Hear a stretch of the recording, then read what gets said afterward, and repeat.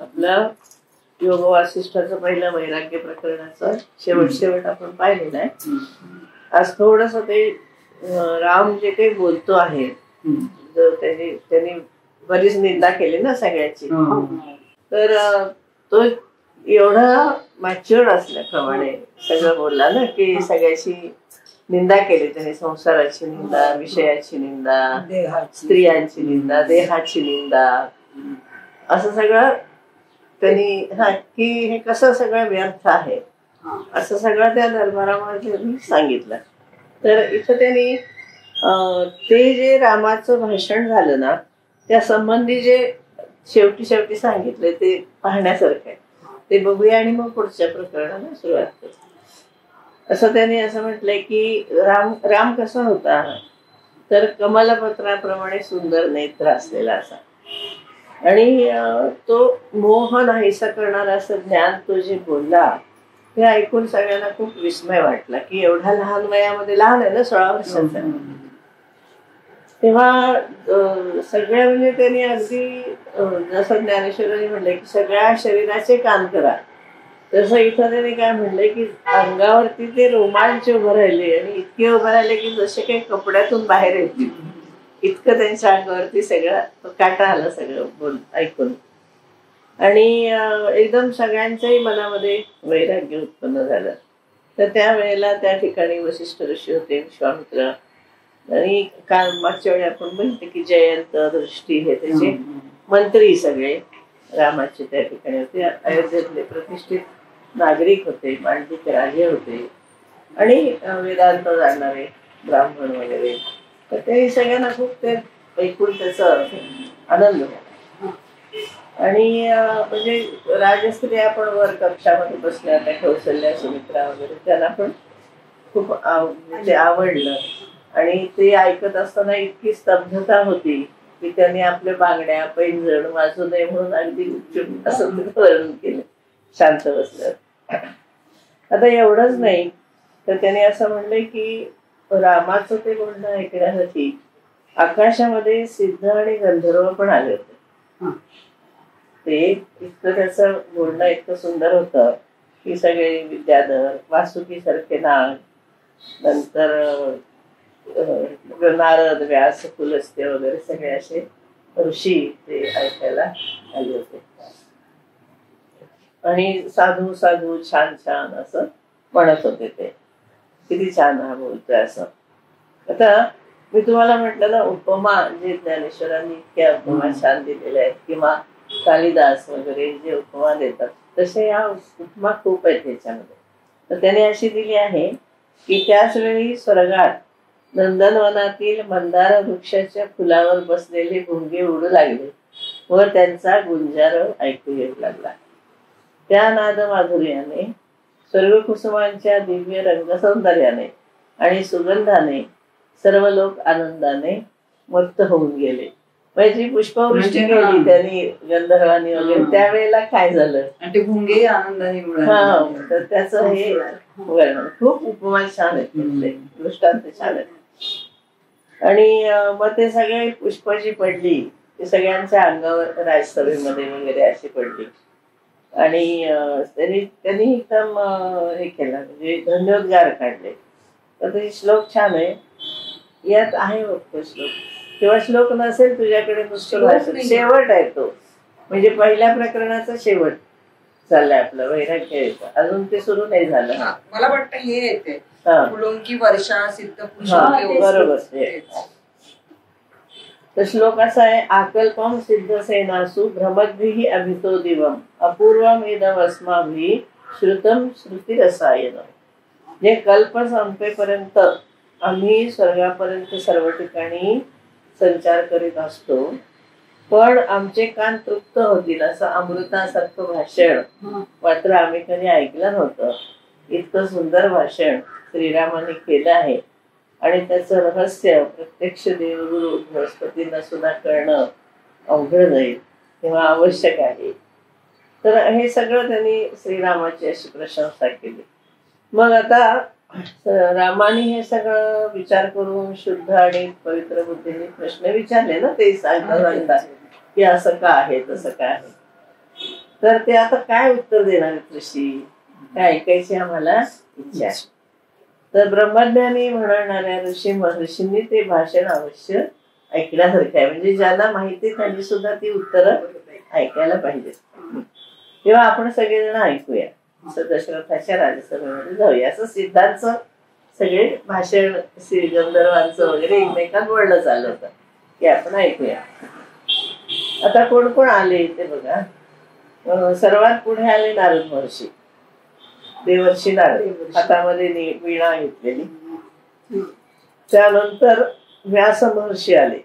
ते कसे होते, वर्षाकालीन मेघाप्रमाणे श्याम वर्णाचे, म्हणजे सावळे होते पण त्याचं वर्णन किती छान केलं.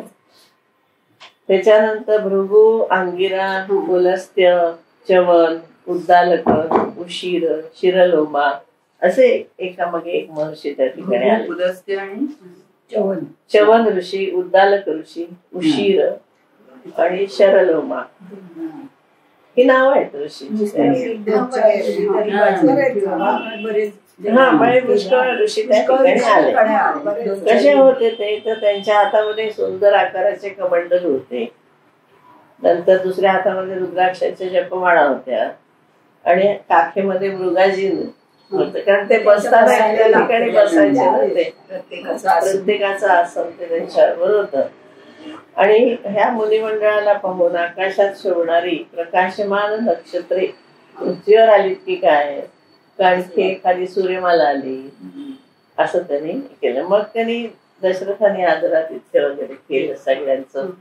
आणि मग असं तर काहींनी दंड घेतले होते, काहींनी सुगंधी कमळा हातामध्ये घेतली होती, काहींच्या जटाजुटामध्ये दुर्वांकुर अडकलेले होते, काहींच्या केसात मणी होते, वर्णन ऋषींचं. काहींनी पुष्पमाला वरती बांधल्या होत्या. हे त्या सिरियल मध्ये दाखवायला काहींनी रेशमी जुळजुळीत वस्त्रे घातली होती, काहींनी मोत्याचे अलंकार घातले होते. हे सगळे असे ते मुनिगण, सिद्ध, गंधर्व त्या ठिकाणी सगळे जसं काही एक स्नेह संमेलन असल्याप्रमाणे. आता त्यांनी रामाच्या वाणीचे गुण सांगितले. आता सगळ्या ऋषीगणांनी रामाचं पण अभिनंदन केलं, पूजा केली. आणि ते काय म्हणाले, अहोपत कुमारेण कल्याण गुणशालिनी वाघ उक्ता परमोदारा वैराग्य रस गर्भिणी. हे असं वाचलं ना म्हणजे आपल्याला छान लिहिता येतं. भाषा आपली चांगली होती. जे असं म्हटलंय की कसं सुचतं असं काही असं जे वाटतं ना ते असं खूप वाचल्यानंतर आपल्याला ते सुचतं. असं आहे. मी सुद्धा रोज आठवतो बाई. आणि कधीतरी आपण शांत बसतो ना की कधीतरी काहीतरी असं सुचतं ना की तेव्हाच खरं ते लिहून ठेवलं पाहिजे, असं होतं नेमकं. नाही पण हे खूप असं वाचलेलं असलं की आपली भाषा सांगते. मला सगळे म्हणतात की तुझं इंग्लिश आणि संस्कृत असून मराठी एवढं चांगलं कसं, पण तू मराठी माझी डिग्रीची भाषा नाही, खूप सुंदर आहे. हा मग हे याच्यामुळे ना वाचन खूप असल्यामुळे ते आपोआप होतं, शब्द येतात चांगले. आता पाहिलं कशी आहे वाणी, वाणीचं वर्णन आहे. रामाची वाणी कशी आहे तर कल्याण गुणशालिनी, किती छान शब्द आहे ना. कल्याणकारक आहे, गुण दिसत आहेत, शालीन आहे ना, सत्य आहे, परमोदारा, वैराग्य रस गर्भिणी. किती वाणीचं वर्णन. आणि त्याचं जे बोलणं आहे ते कसं वैराग्य रसाने युक्त आहे, वैराग्य रस गर्भित आहे ना, वैराग्य रस गर्भिणी. वैराग्य प्रकरणामधल्या 32व्या सर्गामधला 10वा श्लोक आहे. कल्याण गुणशालिनी, शुभ गुणांनी युक्त, सत्यवाणी. आणि कशी आहे, नुसतं कल्पना ज्ञान पसरवणारी नाहीये, निश्चित अर्थाचा बोध करवणारी आहे.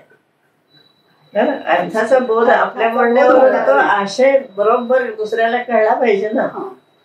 पुष्कळदा असं होतात. हे मी एवढ्यासाठी सांगते की यांनी आपली कशी समृद्धी होते, तर आपण एखादा शब्द बोलतो की नाही आणि मग दुसऱ्याने त्याचा काहीतरी अर्थ घेतल्यावर मग आपण अरे मग तसं नव्हतं म्हणायचं, मला असं म्हणायचं होतं. म्हणजे आपलं तो शब्द कुठेतरी चुकतो. म्हणजे आपल्याला जो असे अपेक्षित आहे तो दुसऱ्याला समजत नाही.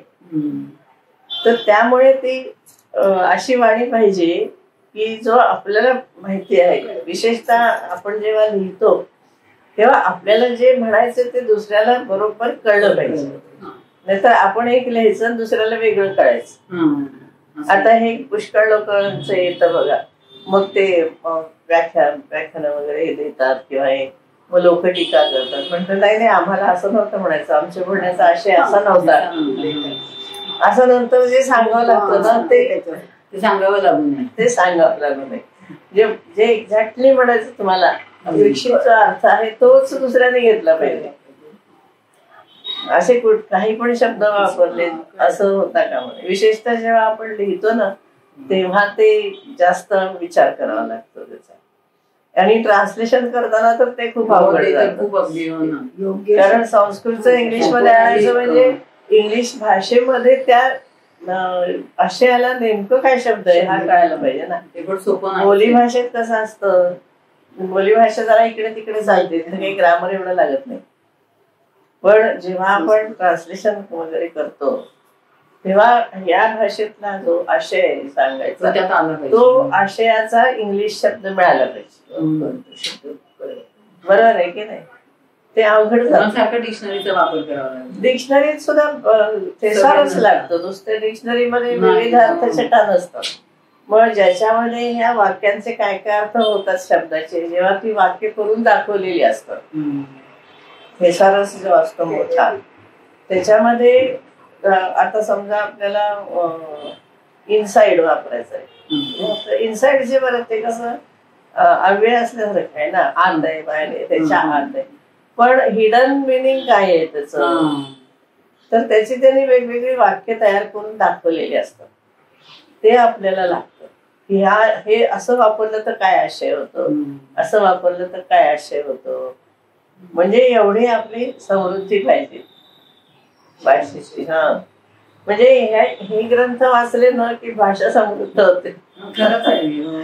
मी एकनाथी भागवतच्या वेळेला पण सांगत होते, आठवते का तुम्हाला, की हे वाचा कसं लिहिलंय, म्हणजे आपल्याला कसं पत्र लिहायचं, कसा निबंध लिहायचं ते आपल्याला कळतं.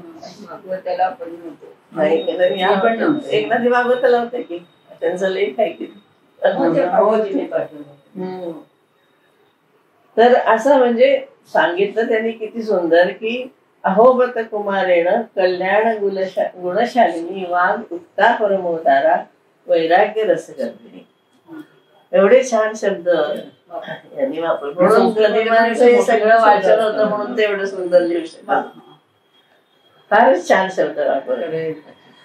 तेव्हा अशी ही निश्चित अर्थाचा बोध करून देणारी आपण श्रीसूक्त म्हणतो ना, तर त्याच्यामध्ये आहे बघा वाच्यम अशी वही असतात. 8व्या किंवा 9व्या 10व्या रुचेत आहे बघा. हा शब्द आहे वाणी, अभिप्राययुक्त वाणी असा त्यामध्ये शब्द आहे. बघा ना तुम्ही, गंधद्वारा दुरादर्शा मनस काममाकुती वाचा, काममाकुती वाचा सत्यमशी मयी. तो जो आकुती वाच जो आहे ना, म्हणजे बरोबर अभिप्राय व्यक्त करणारी वाणी असं त्याचा अर्थ आहे. आकुती वाचन सत्यमशी, सत्य असणारी अशी मही, तो सत्यम असेल. अशी मही शब्द नाही, असणारी मही, अशी मही, अशी मही असं धातू आहे ना, त्याला प्रत्यय ई वही मही मही लागतात ना, तो प्रत्यय. तर ते आकुतिम वाचा सत्यम म्हणजे वाणीचा जो अभिप्राय आहे ते सत्य सत्य आहे. म्हणजे तिथे पण वाणीचा अभिप्राय श्रीसूक्तामध्ये सुद्धा सांगितला आहे. आकुतिम वाचा सत्यमशी. तू दोन नाही चालतो ना, परत नाही आत्मनेपदी. हो, आणि इमही आत्मनेपदीचे इमही मही जिथा याथा मिरो इंदई याथा मिरते याचे प्रत्यय. आता सगळे ते बदलले, उलट म्हणायचं फक्त, काय बदललं नाही. आपण तिसरं म्हणतो ते पहिलं म्हणतो, तिसरं म्हणतो ते पहिलं म्हणतो, पहिलं ते शेवट. पण हे इतके छान शब्द वापरले. अभिजात आणि कल्याणकारक गुणांनी परिपूर्ण आहे. आता हे एखाद्याचं भाषण कसं असतं बघा, म्हणजे आपण जेव्हा मुलांना सुद्धा लिहायला शिकवतो ना, तेव्हा हे आपण लक्षात घेतलं पाहिजे की काय आलं पाहिजे. लिखाण जे चांगलं करायचं ते शतात एक तमस्य एव सर्वोदार चमत्कृती ही ईप्सितार्थार्पण एकांत दक्षा भवती भारती. भारती म्हणजे सरस्वती.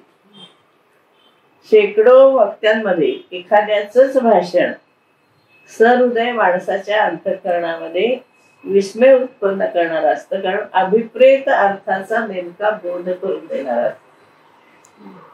किती शिकवतात आपल्याला हे. एक मिनिट मी वाचून टाकू, म्हणजे हेच आहे ना, सैकड़ों में किसी एक पुरुष की वाणी संपूर्णतः है उत्कृष्ट चमत्कार पूर्ण और अभिष्ट अर्थ को प्रकट करने में सेम आहे. सेम. राम किती प्रज्ञावान होता, बोलणं किती छान होतं त्याचं, आणि किती व्यवस्थित त्याला सगळं सांगता येत होतं. हल्ली इंटरव्ह्यू वगैरे द्यायच्या आधी जे ट्रेनिंग देतात ना, त्याच्यामध्ये हे असतं कसं बोलायचं हे शिकवत. फॉर्मल कसं बोलायचं असतं, इनफॉर्मल कसं बोलायचं असतं, ट्रेनिंग घ्यावं लागतं त्याच. हो ना. हा, त्याशिवाय चांगलं बोलता येत नाही तुम्हाला. म्हणजे कोणाशी कसं बोलायचं. आपल्या पुराणांमध्ये असं खूप आहे, खूप माहिती. आता देवी भागवतात सुद्धा आहे, राजाशी मंत्री बोलतो तेव्हा त्यांनी कसं बोललं पाहिजे. मंत्री एक मंत्री दुसऱ्या मंत्र्याशी बोलतो तेव्हा तो कसं बोललं पाहिजे. तोच मंत्री आपल्या मुलाशी बोलतो तेव्हा त्यांनी कसं बोललं पाहिजे. तोच मंत्री आपल्या बायकोशी बोलतो तेव्हा त्यांनी कसं बोललं पाहिजे. आणि तोच मंत्री आपल्या मित्राशी बोलतो तेव्हा तो. हे आपल्या पुराणातून सांगितलेलं आहे, पण आपली पुराणच शिकवली जाते. नुसतं बोलणं. मी काय मुद्दाम घेतलं की मला हे आवडलं की बोलणं कसं पाहिजे आणि रामाचं बोलणं कसं असतं. रामाचं वैशिष्ट्य काय आहे, तर एवढं भाषण सुद्धा त्याला इतकं सुंदर करता येत होतं. आपल्याला जे म्हणायचंय ते नेमक्या शब्दामध्ये आणि चांगल्या शब्दामध्ये, इच्छित अर्थबोध होणाऱ्या शब्दामध्ये, हे महत्वाचं हे सांगितलं. म्हणजे असा राम. खूप रामाची वैशिष्ट्य येतील आता याच्यामध्ये. आपल्याला जे वाटतं ना की काय एवढं आपण रामाला करतो, तर ते कसा होता तो. इतकं चांगलं त्यांनी काय म्हणलं की शेकडो वक्त्यामध्ये एखाद्यालाच असं चांगलं बोलताय. तेव्हा इथे आपलं हे पहिलं प्रकरण संपलेलं आहे. म्हणजे खूप त्याचं निरीक्षण सूक्ष्म आहे, त्याच्या जोडीला विवेक आहे, आणि जगाचं मिथ्यात्व त्याला समजलेलं आहे, आणि शांत आणि निश्चयी असा तो आहे. हे रामाचं वैशिष्ट्य आपल्याला ह्याच्यातून दिसतं. आता आपण मुमुक्ष व्यवहार प्रकरण दुसरं. याच्यामध्ये शुकदेवांची कथा आहे. एकदम असं ओळीने हे पाहिलं तर खूप म्हणजे लांबट जातं, म्हणून आपण नेमके ते काय हे बघणार. आता हे म्हणजे जनक राजाकडे गेले. हा, तितकीच कथा येणार आहे आता. व्यासांचा मुलगा. हो, व्यासपुत्र. तर ऋषींचे आणि सिद्ध समुदायाने सगळ्यांनी धन्यवाद दिल्यानंतर सगळी सभा शांत झाली. मग विश्वामित्र ऋषी म्हणाले रामाला की तू खरोखर ज्ञानी आहेस, पुरुषांमध्ये श्रेष्ठ आहेस. खरं तर तुला जाणून घेण्याचं काही आता राहिलेलं नाही. काय करावं काय नाही याची तुला बरोबर कल्पना आहे. आता इथे कसं छान लिहिलंय बघा. तरल अशा तुझ्या बुद्धिरूपी पटलावर जे किंचित संशयरूपी धुलीकण आहेत असे वाटतात, ते एका झटक्यात दूर करायचं तेवढं बाजूला राहिलं आहे. म्हणजे कुठेतरी तुला थोडासा संशय आहे, तर तो तेवढा फक्त आता बाजूला करायचा. म्हणजे तुला आता जास्त काही सांगण्याची आवश्यकता नाहीये. हा, बरंचसं तुला समजलेलं आहे, पण त्यातूनही तुला जे काही संशय आहे. पण सांगताना कसं सांगितलंय की तरल अशा बुद्धिरूपी पटलावर जे किंचित संशयरूपी धुलीकण. छान आहे की तरल अशा बुद्धिपटलावर, म्हणजे एक पातळ असा बुद्धीचं छान असं कापड आहे, आणि त्याच्यावर थोडे थोडे धुलीकण आपले उडलेले आहेत, तर तेवढे काढून टाकायचे. म्हणजे ते स्वच्छ पुन्हा होऊन जाईल. आणि ते तू लगेचच करू शकशील, कारण तुला जवळजवळ सगळं माहिती. म्हणजे समोरच्या माणसाला काय ज्ञान आहे हे बघून गुरु त्याला बाकीचं ज्ञान देतात ना. सगळ्यांनाच काही झिरोपासून शिकावं लागत नाही. काही जण तयार होऊनच आलेले असतात. त्यामुळे मोक्षाचा अर्थ म्हणजे त्याला मोक्ष मिळवायची इच्छा. कारण रामाला ह्या संशयातून सुटका पाहिजे ना. रामाला जो संशय होता की हे सगळं आसार आहे, कशासाठी जीवन आहे आपलं, काय हे काही कळत नाहीये, काही अर्थ नाही त्याच्यामध्ये, असं जे त्याला वाटत होतं. तर तो जो त्याचा एक संशय होता त्याला ते दूर करायचं. आणि मग आता ते सत्याला पूर्ण मुक्तता सांगणार आणि मग काम करायला सांगणार असं आहे. तेव्हा त्यांनी काय म्हटलंय की शुक्राचार्यांचं सुद्धा, व्यासपुत्र शुकांचं सुद्धा असं झालं होतं. व्यासांनी त्यांना सगळं ज्ञान दिलं, पण तरी सुद्धा त्यांच्या मनात पण असाच काही काही संशय होता. मग त्याच्यासाठी त्यांनी काय केलं हे सांग. देवी भागवतात आहे ते ना. हो, सगळ्यात असतं. सगळ्या पुराणात ह्या कथा येतातच, फक्त संदर्भ वेगवेगळे येतात. इथं रामाची तशी अवस्था झाली आहे. थोडेसे संशय त्याच्या मनामध्ये आहेत, तसे शुकाचार्यांच्या पुढे होते. आता ते काय म्हणतात, हे रामा, तुझ्या पित्याजवळ सुवर्णासनावर नील पर्वता समान दिसणारे व्यासमहर्षी बसले. आता मागच्या वेळी मेघाची उपमा दिली होती, आता नील पर्वताची. त्यांचा पुत्र शुक चंद्राप्रमाणे अत्यंत सुंदर, शांत, महाबुद्धिमान आणि सर्व शास्त्रामध्ये निपुण होता. यज्ञ मूर्तैव सुस्थिता, म्हणजे यज्ञातील पवित्र अग्नीच इतका तो शुद्ध स्वच्छ असा होता. पण त्याच्या अंतःकरणामध्ये तुझ्यासारखेच संशय निर्माण झाले आणि तो विचार करत होता की आपल्याला हे जे आपल्या वडिलांनी शिकवलंय, तर त्याच्यामध्ये असं चिंतन त्याचं चालू झालं. तर त्यांनी असं म्हटलं की या जगाच्या मुळाशी, कारण हा मुख्य विषय आहे ना याचा योग वासिष्ठाचा, या जगाच्या मुळाशी चिन्मात्र स्फुरद्रूप असा एक आत्मा आहे, पण त्या पलीकडे काही तत्व आहे का, अशी त्याला शंका आहे. का अंतिम ज्ञान हेच आहे, हे कळणं, त्याची अनुभूती येणं एवढंच आहे का याच्याही पलीकडे काही शिकण्यासारखं आहे. तर त्याला थोडस अनिश्चितता वाटत होती की नेमकं खरंच आपल्याला जे समजलंय ते बरोबर आहे का, आपल्याला आणखीन काहीतरी समजायला हवंय, अर्धवट समजलंय का, असं त्याला शंका वाटते.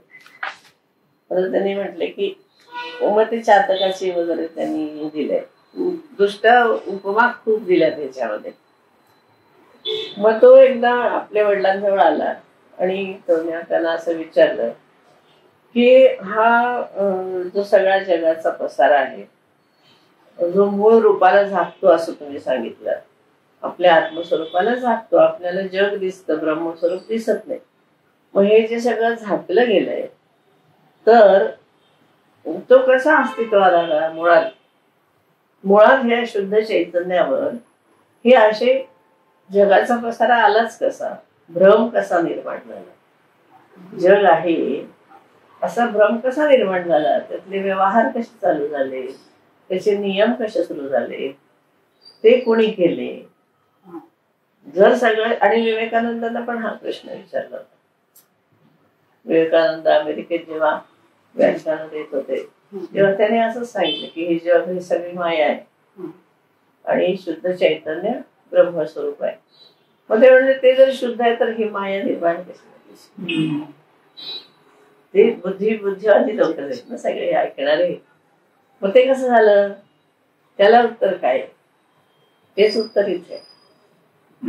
हे असं का झालं, निर्माण कसं झालं तेव्हा. आणि मग या देखाण्याचं मूळ काय शोधून काढता येतं का, त्या आपला देह, मन, इंद्रिये यांच्यामुळे हा दिसतो का तो कुठल्या वेगळ्या गोष्टीवर अवलंबून आहे. किती प्रश्न छान आहे बघा.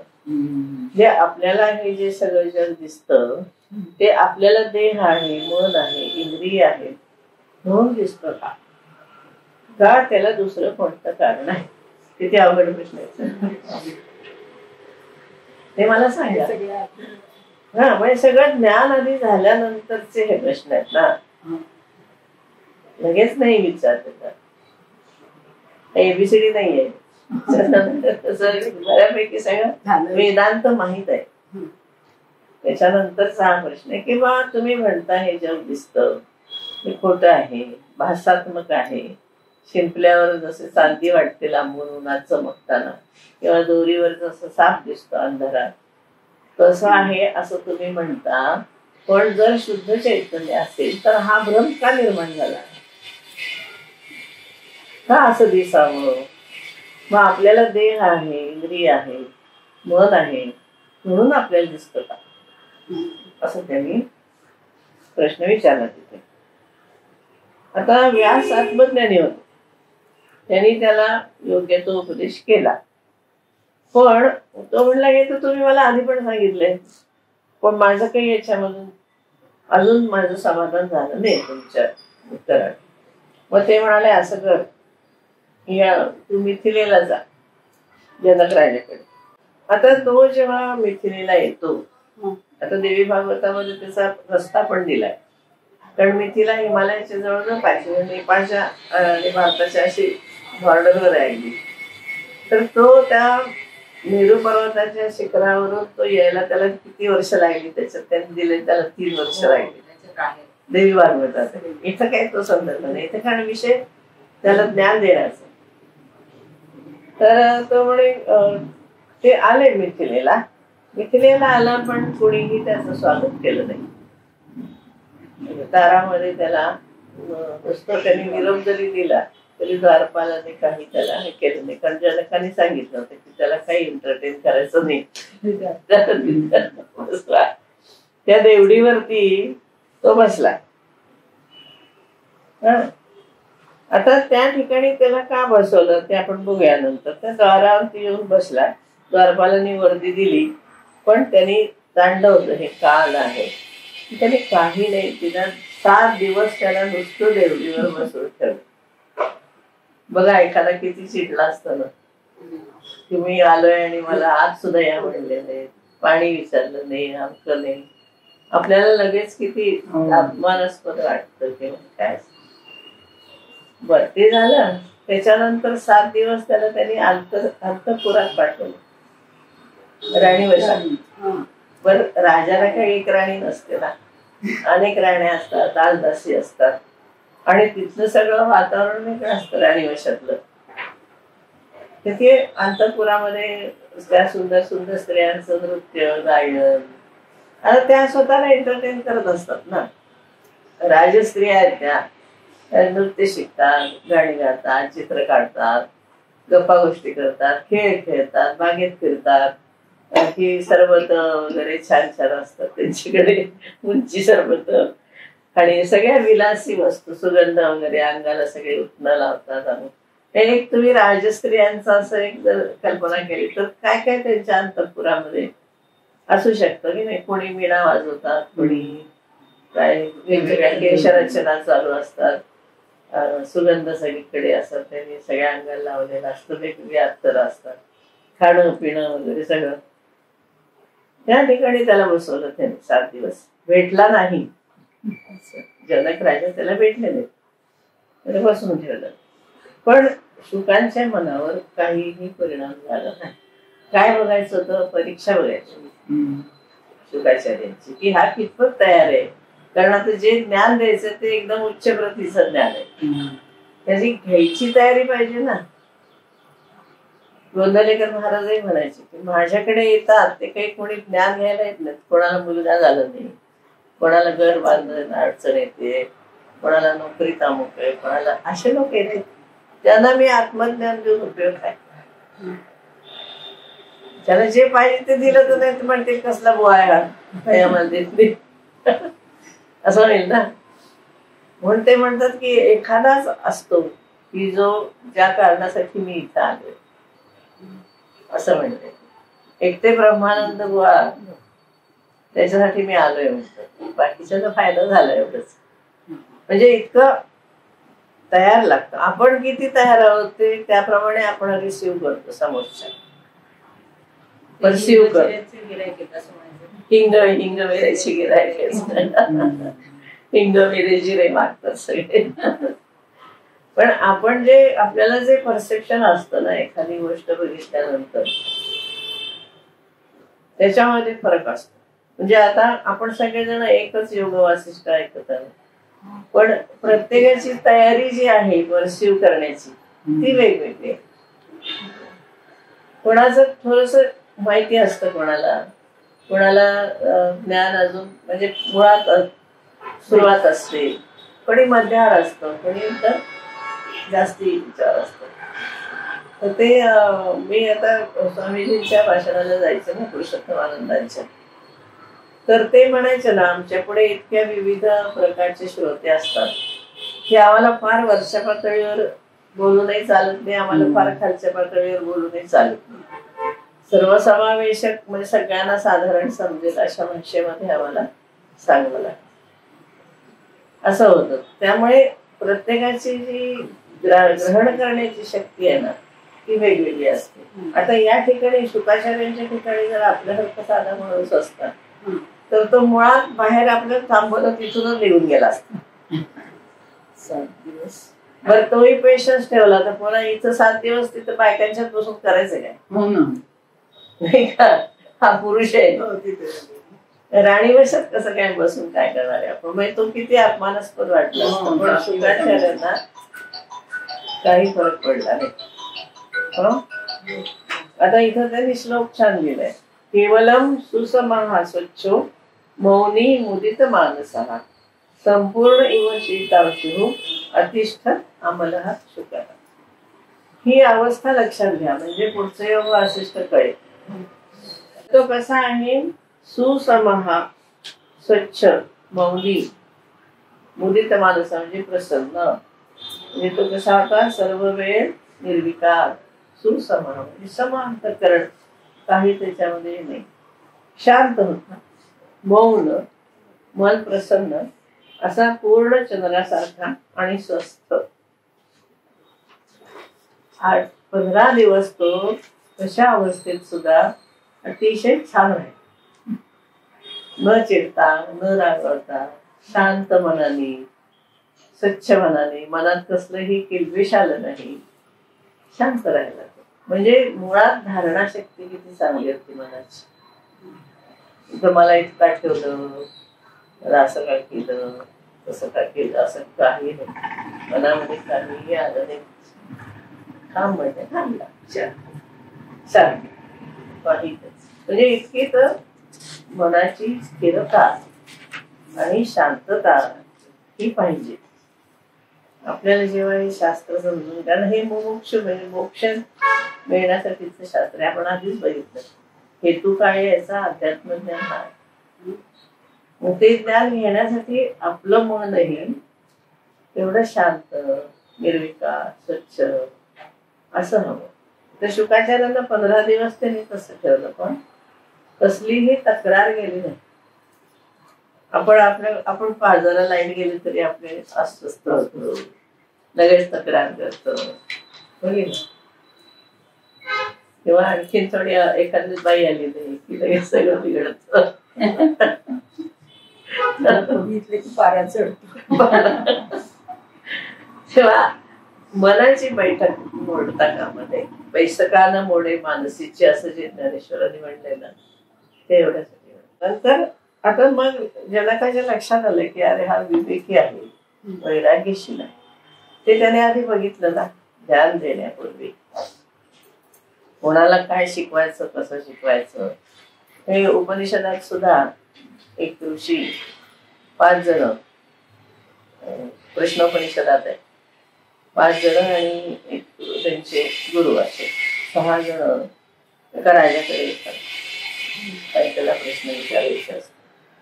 तर राजा काय म्हणतो की वर्षभर तुम्ही इथे राहा, त्याच्यानंतर बोल, मला आलं तर मी उत्तर देईन. आता असं म्हणल्यावर कोण थांबेल? आम्हाला असं काम आहे, तसं काम आहे, आपण लगेच सांगतो की नाही आज नाही मला जमणार, आज मला आवडतं काम. आज नाही मला असं होणार असं. पण सगळं सोडून थांबले आणि 1 वर्षानंतर राजाने सांगितलं की आता मला प्रश्न म्हणजे पेशन्स जो आहे तो केवढा आहे. पेशन्स लागतो सगळं अभ्यासाला. काय म्हणजे इतकं परीक्षा घेतली जाते, लगेच असं कोणाला ज्ञान मिळत नाही. हे ज्ञान कोणी देत, तुमची तयारीच लागते ते घेण्यासाठी, बसावंच लागतं तरच ते ज्ञान मिळेल. आणि धरसोड केली की ज्ञान होत नाही. कंटिन्युअस असलं तर. त्यामुळे सगळ्या अडचणी दूर सारून आपल्याला अभ्यास करावा लागतो. कुठलाही तुम्ही बघा की आता तर मी लग्न झाल्यावर MA केलं, PhD केलं. मला खूपच म्हणजे खूप मला झगडावं लागलं तेवढ्याच. माझे MA चे पेपर होते संगमनेर कॉलेजमध्ये.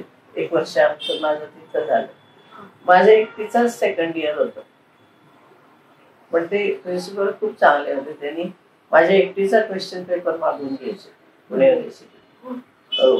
आणि तुम्हाला अक्षरशः सांगते, हे 1:30 वाजता घरी यायचे, त्यांना जेवायला वाढायचं. 1:45ला मी घरातून बाहेर पडून थोडा रस्ता क्रॉस केला की समोर कॉलेज होतं. 5-7 मिनिटांमध्ये मी जायची पेपर मला असेच. 2 वाजता पेपर 2:45ला जेवायला. मग इतकं काही असं गुलाबाच्या फुलाच्या पाकळ्यावर नाही गेले. काढून प्रवास करून पुढे. हो म्हणजे असं असतं. आता आपल्याला करायचं शिकायचं म्हटल्यानंतर अडचणी सांगून काय उपयोग आहे का? मला जमणार नाही, माझी ही अडचण आहे. घरातलं नाही सांगून चालत नाही. घरातल्याला काय उपयोग? त्याला त्यांचं आधी व्हायला पाहिजे ना, मुलांचे डबे व्हायला पाहिजे. आपण करणार काय? पण तसं म्हणजे मनाची किती तयारी लागते तेव्हा आपण पुढे जातो. नाहीतर काय बसले असते किंमत तशीच नाही का, असं होतं. म्हणजे हे परीक्षा घेतली गेली हे खरंच करायचंय का? प्रकारची परीक्षा. ती परीक्षा आपली तर सारखीच होती. म्हणजे नंतर करणं अवघडच जातं, लवकरच करायला लागतं. म्हणून मी हल्ली मुलींना सांगते PhD करायची आहे ना, लग्नाच्या आधी करा. हो खरं. म्हणजे एक मार्गाने होत. लग्नाच्या आधीच ते शिक्षण करत. हा. नंतर मग करायचं, करता येतं, पण फार जिद्द लागते त्यावर. आणि मग कोणाशी बद्दल तक्रार करता का? आनंदाने करायला पाहिजे ना. परीक्षा घेऊन जर तुम्ही सिद्ध झालात की हा ठीक आहे, मग अनुकूल होतं सगळं. मग काय नाही. मग आता मग ते त्याला बोलवतात. म्हणजे एवढी शुकाचार्यांसारख्या माणसाची परीक्षा घेतली. त्यांना 15 दिवस त्यांनी दर्शन तर दिलंच नाही, बोलवलं तर नाहीच नाही, पण आधी बाहेर दाराच्या ठेवलं. मग बायकांच्या राणीवशामध्ये नेऊन ठेवलं. म्हणजे जगात भेटेल की नाही हे सुद्धा सांगितलेलं नाही. किंवा मी तुला 8 दिवसांनी भेटतो ते सुद्धा नाही. तर आपण म्हणतो ना, सांगायला काय झालं, येणार नव्हतं सांगितलं का नाही. म्हणजे आपले मनाचे कशी आंदोलनं असतात तसं त्याच्या मनामध्ये काय नव्हतं. थोडक्यात काय आपलं उदाहरण काय तर आपल्याला अनुभव, दुसरं काय आपला मोठेपणा नसतो सांगायचं, पण त्यासारखे तसा. मग त्याला बोलवलं. 15 दिवस झाले. आता त्याचं लक्षात आलं की शुक कसे आहे, निर्विकार आहेत, शांत आहेत, वैरागी आहेत, विवेक आहे, त्यांना पेशन्स आहे. म्हणजे ते बोलत. मग ते म्हणतात की तुला काय हवंय, तुला कशासाठी आलास तू? मग तो सांगतो की तो जो प्रश्न त्याने आपल्या वडिलांना विचारला होता की खरंच चैतन्य शुद्ध जे आहे तर त्याच्यावरती हा संसाराचा पसारा आपल्याला का भासतो? आपल्याला देह आहे, मन आहे, इंद्रिय आहे म्हणून दिसतं का दुसरं काय त्याच्या पाठीमागे काय?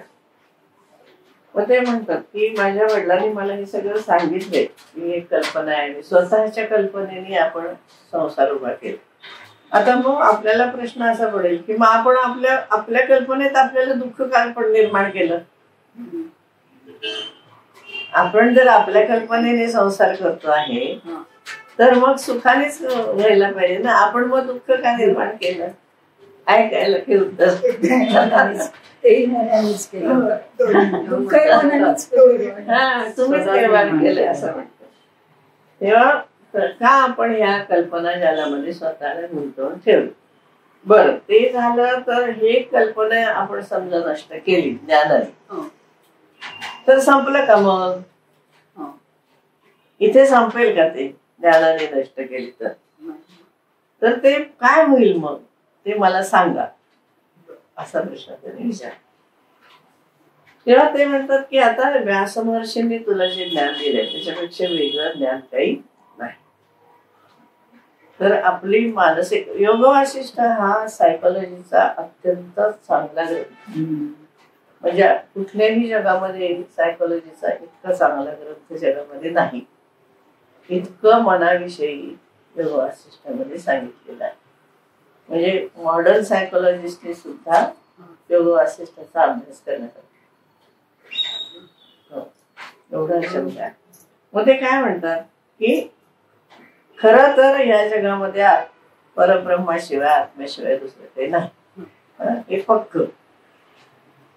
पण मी इतरांपेक्षा वेगळा आहे, मी बद्ध आहे, मला अमुक एक दुःख आहे, अशा मानसिक भूमिकेने मनुष्य बद्ध होतो. तो जेव्हा यातनं बाहेर पडेल तेव्हा तो मुक्त होईल. पण ही तुमची जी आसक्ती आहे त्याच्यामुळे ती माणसाला या ठिकाणी गुंतून ठेवते. तेव्हा तू लहानपणीच हे सगळ्याचा त्याग केलाय, तुला वैराग्य प्राप्त झालेलं आहे. व्यासात अधिक एव अयं व्यास शिष्योसी तत्सुतः. तू तुझ्या वडिलांपेक्षा जास्त वैराग्यशील आहे असं ते त्याला सांगितलं. आणि तुझ्या मनामध्ये भोगेच्छा नाही, भोगेच्छा तानवेन इह मत्तः अपि अत्यधिको भवान.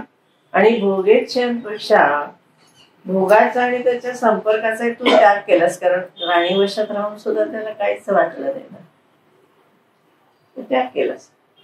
तेव्हा आता तुझा मुक्त झालेलाच आहेस तू, विचार तू कशाला हे करतोयस, तू काही तुला शंका घेण्याचं कारणच नाहीये. ह्या सगळ्यातून सुटणं हाच मोक्ष आहे. मी एक गोष्ट वाचली होती मागे, त्याच्यामध्ये एक कसा बौद्ध भिक्षू असतो, तर तो अशीच साधना करत असतो आणि त्याचे लहानपणीची एक मैत्रीण असते, ती हे असते म्हणजे नृत्य वगैरे करणारी, अशी लोकांचं मनोरंजन करणारी, नृत्यगान करणारी, अशी चांगली म्हणजे प्रसिद्ध असते, राजनर्तिका वगैरे अशी. मग ती त्याला म्हणत असते की तू कशाला बुद्ध होतो, आपण दोघं लग्न करूया वगैरे असं. तर तो नाही म्हणतो, तो वैराग्यशील असतो, साधनेला निघून जातो. ही आपली तिच्या व्यवसायात असते. मग एका चातुर्मासामध्ये तो तिच्याकडे येतो. मग तिला वाटतं की बरं झालं आता आपल्याकडे आला हा परत सगळं सोडून. तर तिला काही सांगत नाही, तो फक्त म्हणतो माझं रोजची साधना वगैरे मी चालू ठेवणार आहे. आणि ती काय म्हणतो आला म्हणून सुंदर सुंदर पक्वान्न करते, छान नृत्य त्याच्या समोर करते, सगळं करते. तो आपली साधना करत असतो. मग चातुर्मास संपला की तो जायला लागतो. मग तेवढं तू का चाललास आता? तो म्हणाला मी माझीच परीक्षा घ्यायला आलो की तुझ्या सहवासात राहून सुद्धा मला काही मोह अजून होतो का, मी माझ्या निश्चयापासून डरतो का, ते बघायला मी आलो होतो. पण माझ्या मनामध्ये काहीही भाव आले नाही. म्हणजे मी साधना माझी आता छान झाली त्यामुळे मी जातो. इतकं म्हणजे परीक्षा स्वतःची त्यांनी घेतली, स्वतःची परीक्षा घेतली. तसं ते म्हणतात की तुला नाहीच आहे मुळात भोग इच्छा, कारण तुला एवढ्या मी दिल्या पण तू कशाचाही उपभोग घेतला नाहीस. बरं मी तुझा अपमान केला त्याचाही तुला काही वाटलं नाही, बाहेर दारात उभं केलं तुला 7 दिवस, त्या अपमानामुळे तू चिडला नाहीस. किंवा तुला मी एवढ्या भोगीच सगळे भोग विषय दिले, म्हणजे महिलांसह सगळं दिलं, स्त्रीसह सगळे भोगाची तुला मी चान्स दिला, संधी दिली, पण तू कशाचाही उपभोग घेतला नाहीस. तुझ्या मनामध्ये कसलीही भावना उत्पन्न झाली नाही. त्यामुळे तुझं हे ज्ञान जे आहे ते तुझ्या त्याचा अनुभूती तुला येईल आता. त्यामुळे तू मोकळास. मग तो शांत झाला, त्याची अस्वस्थता गेली आणि मग तो परत मेरू पर्वतावर समाधी लावण्यासाठी गेला.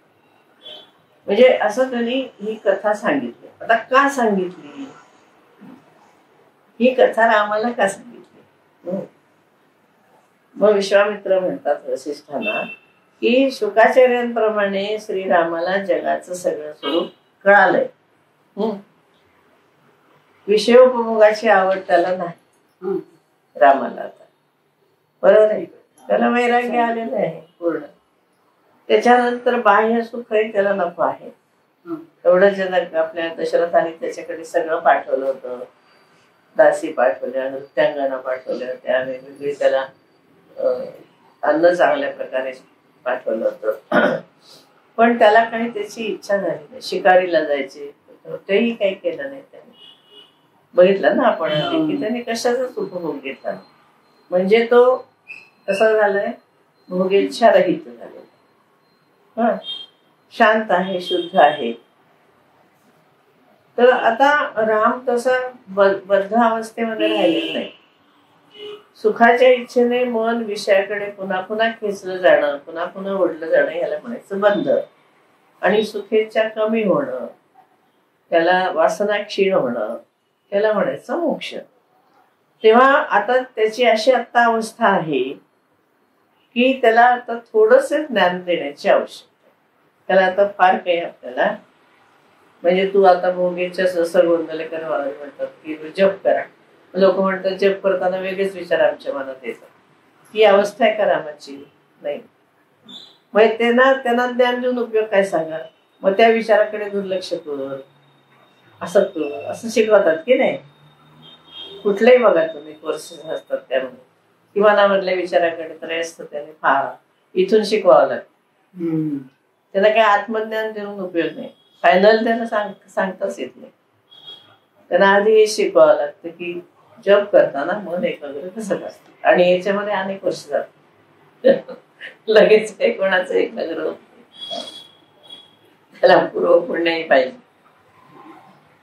तर ते नाहीये इच्छा. आता तसलं काहीच शिकवायचं नाही.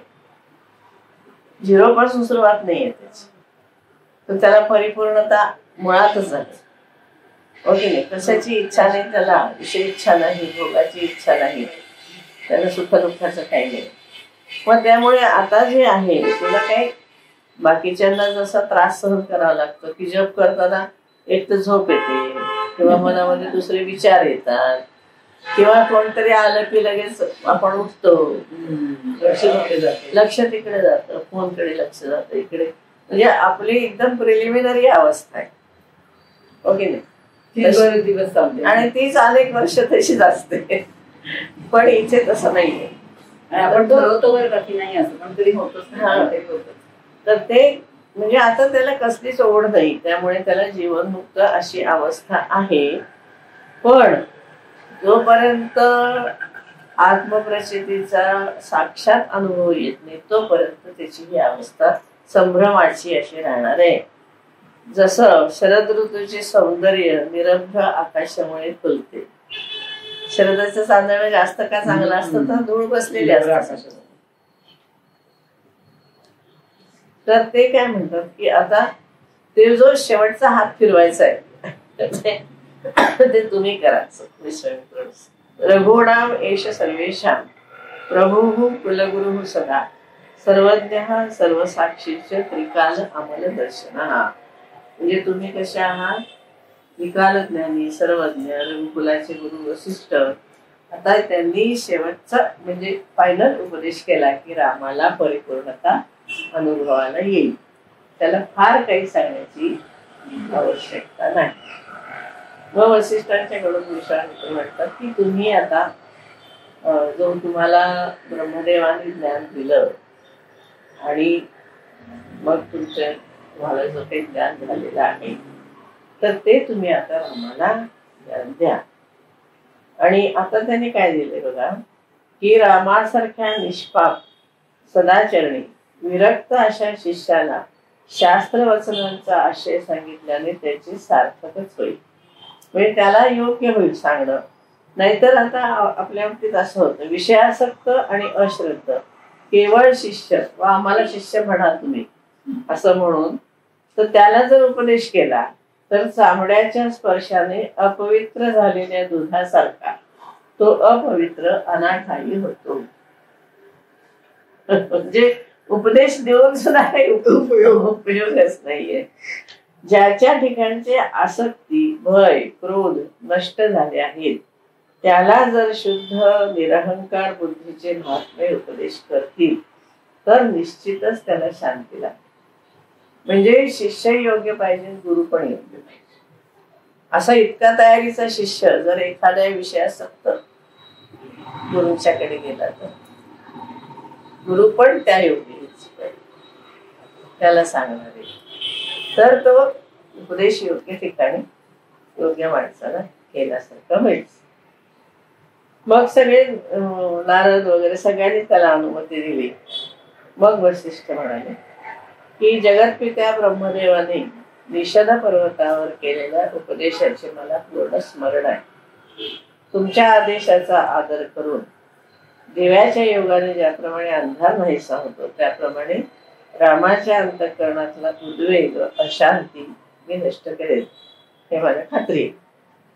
आणि मग त्यांनी सांगितलं, पण तत्पूर्वी काय म्हटले की व्यास आणि शुक यांची समान योग्यता. इथं रामाची उत्सुकता आहे.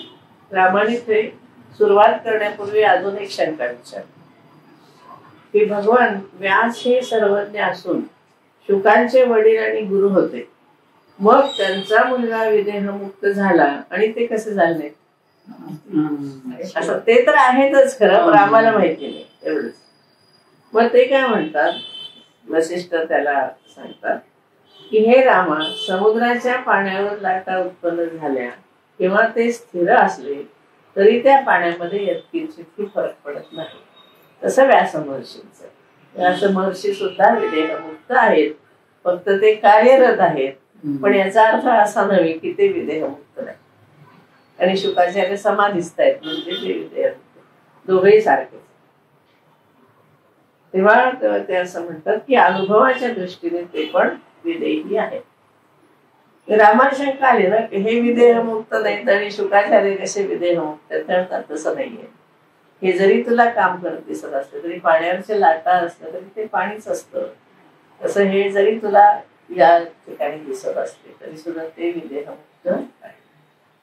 शुकाचार्य ही विदेहमुक्त आहे.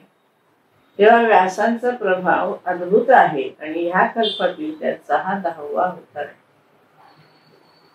हे सांगितलं तेव्हाच. आणि यापुढे 8 वेळा ते पुन्हा अवतार येईल. देवी भागवतामध्ये 24, आता युग 28 आहे ना, 27 व्यासांची नाव आहेत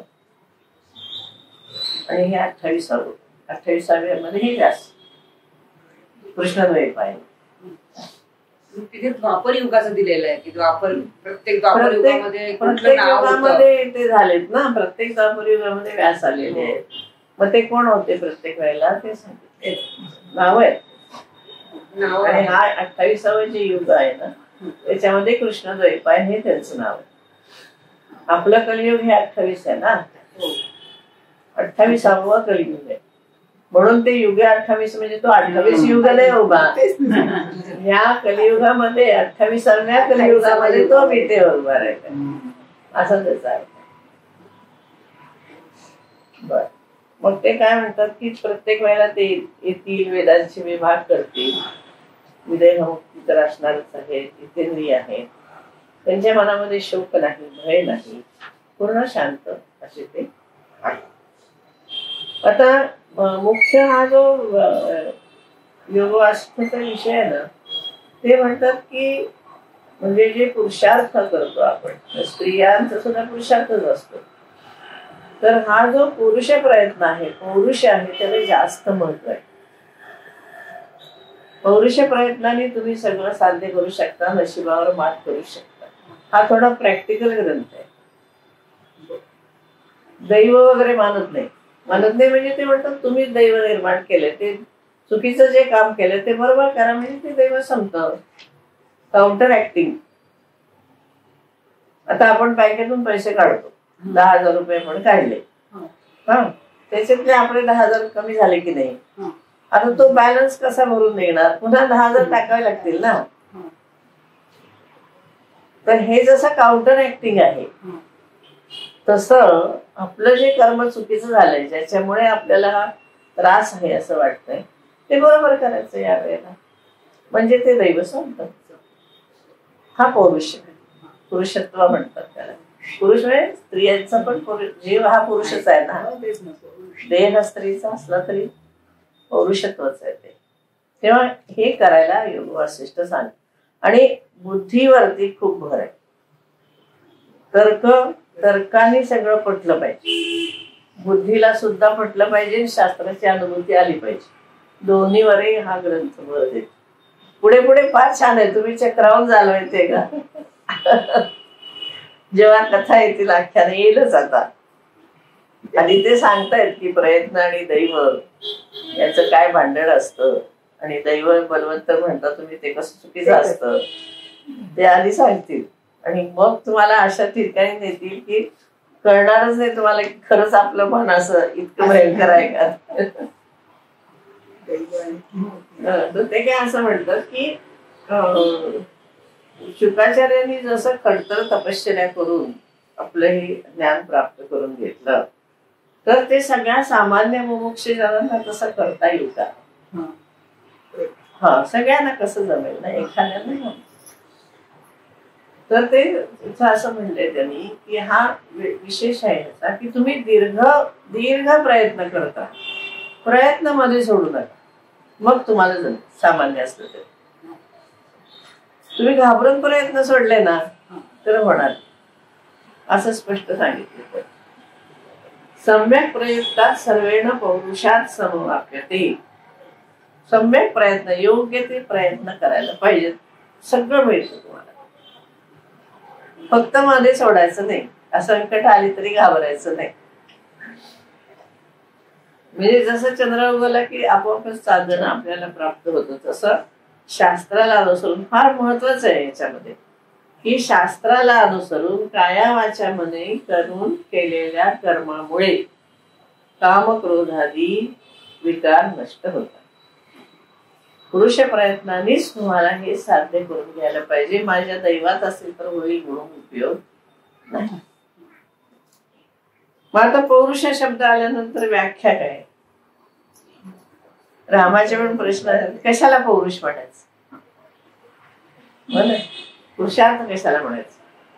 ते म्हणतात 2 प्रकार आहेत. पुरुष प्रयत्नाचे 2 प्रकार. कोणते? प्राक्तनंच अहिकंच, असे 2 आहेत. प्राक्तन हा अद्यतनेन आशु पुरुषार्थेनं जीयत. म्हणजे प्राक्तन म्हणजे पूर्वजन्मातलं कर्म, जे आपण चुकीचं बरोबर काय केलं असेल. आणि दुसरं अहिक म्हणजे आता आपण करत आहोत ते. आता या जन्मातलं, जर या जन्मात नेटाने प्रयत्न केला तर पूर्वजन्मातलं कर्म जिंकता येतं, प्रारब्धावर मात करता येते. पण योग्य प्रयत्न करायला पाहिजेत आणि ते प्रयत्न सोडता कामा नाही, यश मिळेपर्यंत पुन्हा पुन्हा करतो. आता हा सगळा विषय खरं म्हणजे समर्थांनी दासबोधामध्ये घेतलेला आहे. आधी केल्याची पाहिजे, केल्याने होत आहे रे, आधी केल्याची पाहिजे, करू करू म्हणून होणार नाही. आपल्या समोर गॅस आहे, आपल्या समोर स्वयंपाकाचं साहित्य आहे. मला स्वयंपाक करायचा आहे, मला स्वयंपाक करायचा आहे. तुम्ही 100 वेळा म्हणलं तरी काही उपयोग आहे का? तुम्हाला प्रत्यक्ष स्वयंपाक करावा लागेल, ती क्रिया करावी लागेल.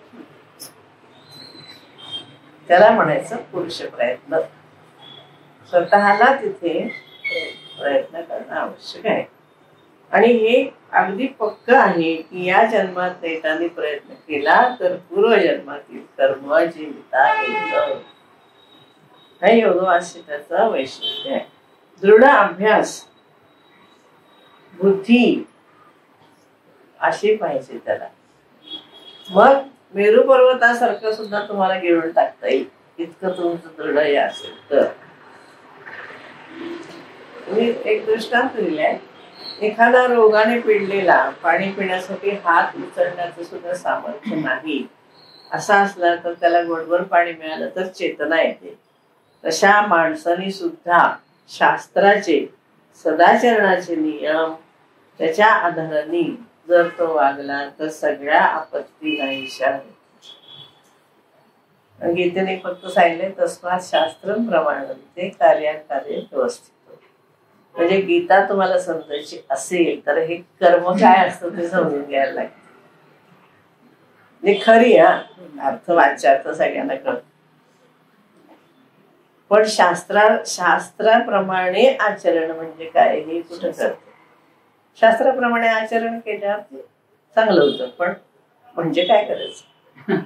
अरे अभ्यास कर मुलाला म्हणतो आपण, अभ्यास कर म्हणजे करायचं काय सांगा की त्याला, किंवा पाढे म्हण, शब्द म्हण, गणित सोडव, काहीतरी तुम्ही सांगाल की नाही. तसं गीतेने सांगितलं शास्त्राप्रमाणे. आपण हे सगळे अर्थ सांगतो की शास्त्रवचनाप्रमाणे सगळं केलं की होतं. अरे पण शास्त्रवचन काय आहे कुठे सांगते कोण. कारण अशी तुम्ही जन्मभर गीता शिकायला पाहिजे. 12 वर्ष सांगितले. एक पुस्तक शिकायला 12 वर्ष लागतात. एकच घ्या गीता तुम्ही, 12 वर्षामध्ये 100 ग्रंथ वाचले जातात. म्हणजे तुम्हाला गीता आली की सगळे ग्रंथ आहेत असं आहे. एक ग्रंथाचा अभ्यास केला सगळे ग्रंथ असं आहे. पण तो अभ्यास करायला पाहिजे, नुसता वाचन घ्यायचं नाही. म्हणजे असं काय अभ्यास पूर्ण अभ्यास खोलाचं सगळं. हो 100 पुस्तकं लागतात. मी सांगते माझ्या PhDच्या ग्रंथामध्ये 50 पुस्तकाचे संदर्भ आहेत. म्हणजे मी 50 पुस्तकं तरी मी वाचली की नाही. एक माझा थेसिसला आहे, मग अजून 50 वाचली तर मला पण एक विषय काय तुमचा. उपासना. 50 ग्रंथाचा संदर्भ आहे. तुम्ही माझे बघा इंडेक्स बघा, संदर्भ ग्रंथाची यादी बघा, सूची. 50 ग्रंथाचा संदर्भ आहे त्याच्यामध्ये. म्हणजे 50 ग्रंथ मला शोधावे लागले, अभ्यासावे लागले. एवढं सगळं करून संसार सांभाळून ते जाऊ दे तसं ते तिकडे लक्ष दिलं नाही ना. म्हणजे जे काय ते करायचं ना, अभ्यास करायचं, त्याला महत्व दिलं नाही का. पण सांगते तुम्हाला आता हे शास्त्र कसं. आता त्यांनी काय सांगितले, द्वौ गुडौ इव युद्धे ते पुरुषार्थो समासमो. 2 एडके किंवा बकरे परस्परांना टक्कर देत असतात, त्याप्रमाणे प्राक्तन आणि वर्तमान काळात चालू असलेली कर्म यांची एकमेकात स्पर्धा चाललेली असते. तुम्ही म्हणता की अडचणी येतात, ते मागच्या जन्मीचं कर्म असतं, त्याला लढून आपण जिंकायचं, मग पुढे जाता येत. तेव्हा आलटून पालटून त्यांची सरशी होते. कधी प्राक्तन बलवत्तर असतं तर कधी आपलं कर्म बलवत्तर असतं, कधी ते दैव पोड खात. तेव्हा प्रयत्नांचे बळ लटके पडले की दैव विजयी होत. म्हणून माणसाने शास्त्राने दाखवलेली दिशा न सोडता, निराश न होता उत्तम उद्योग करत राहावे. म्हणजे या जन्मातच आपल्याला यश प्राप्त होते. पुढच्या वेळेला